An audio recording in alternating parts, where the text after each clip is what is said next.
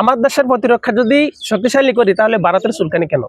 মাননীয় প্রধানমন্ত্রী চীন সফরে যাওয়ার পর উনি চীনে বাংলাদেশ চীনের কিছু কৌশল ভিত্তিক চুক্তি করেছে, অতএব সেই চুক্তি নিয়ে ভারতের মাথা ব্যথা শুরু হয়ে গেছে।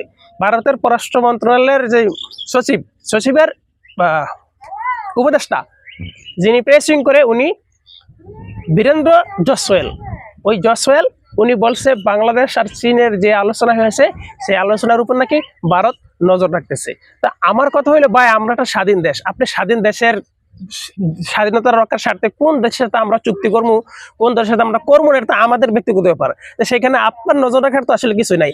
আপনারা যখন অ্যাটম বোমা বানাইছেন তখন তো বাংলাদেশ বলে নাই যে ভারত কেন অ্যাটম বোমা বানায়। আপনারা যখন এই যে ফ্রান্সের সাথে চুক্তি করে রাফাল বিমানগুলো কিনছেন, তা আমরা তো আপত্তি করি নাই। আপনারা এই যে ড্রোন মিসাইল কিনেন, এগুলো আমরা আপত্তি করি না। তাহলে আমার দেশের স্বাধীনতার সার্বভৌমত্ব রক্ষায় আমরা একটা দেশের সাথে চুক্তি করতেই পারি, বাণিজ্যিক চুক্তি করতেই পারি অর্থনীতির স্বার্থে। তাহলে সেখানে আপনি আমার দেশের চুক্তি নিয়ে নজরদারি করার মতো আপনার কি অধিকার রাখেন? আপনি রাখেন না ভাই। আপনারা আমাদের প্রতিবেশী দেশ, আমরা আপনাদের সাথে বন্ধুত্বপূর্ণ সৌহার্দ্যপূর্ণ সম্পর্ক চাই।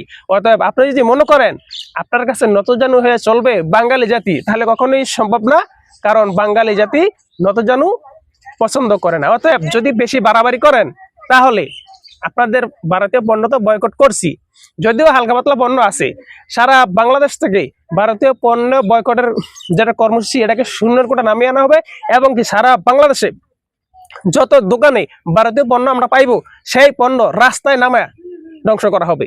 আপনারা যদি আমাদের দেশ নিয়ে বেশি বাড়াবাড়ি করেন তাহলে আমরা কিন্তু ভারতীয় পণ্য বয়কটের যেটা কর্মসূচি এই কর্মসূচিকে আবার ডাক দেবো, এবং কি আদানি গ্রুপের সাথে শেখ হাসিনার যে অবৈধ চুক্তি এই চুক্তির বিরুদ্ধে কিন্তু আন্দোলন শুরু হবে। অতএব বন্ধুত্বপূর্ণ আচরণ করেন, লাভবান হবেন। আপনারা আমাদের সাথে বন্ধুত্বপূর্ণ আচরণ বর্তমানে করতেছেন না, আপনারা শেখ হাসিনা বিরোধী করতেছেন। আচ্ছা, আমরা কি না খায় মরে গেছি ভাই? আমরা মরি নাই।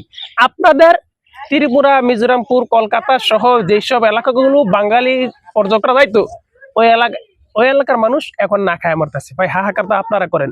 আপনারা আমাদের দেশে এখন আসতে পারেন না, আমাদের দেশে কোনো মালামাল বিক্রি করতে পারে না, লস কিন্তু আপনাদের হইতেছে। আমাদের দেশে বর্তমানে পর্যটক বিষয় বন্ধ, যদিও 2 দিন আগে খুলছে। এখন আমাদের দেশের মানুষ আপনাদের দেশে জামা কাপড় কিনতে যায় না, প্রতি ঈদে আপনাদের 3 থেকে 4 হাজার কোটি টাকা লস হয়। লস ধরা কিন্তু আপনারা খাইতেছেন। অতএব বেশি বাড়াবাড়ি করে না, আমাদের দেশ নিয়ে আমরা কি করবো না করবো এটা আমাদের ব্যক্তিগত ব্যাপার। তবে হ্যাঁ, আপনারা বন্ধু দেশ হিসাবে আমাদের বাংলাদেশের মাটি ইন্ডিয়ার বিরুদ্ধে ব্যবহার করতে আমরা কাউকে দিব না। অতএব আপনারা আমাদের দেশের বিরুদ্ধে সন্ত্রাসী আওয়ামী লীগ সহ বিভিন্ন সন্ত্রাসী কর্ম যারা আছে তাদেরকে শিল্টার দেন না।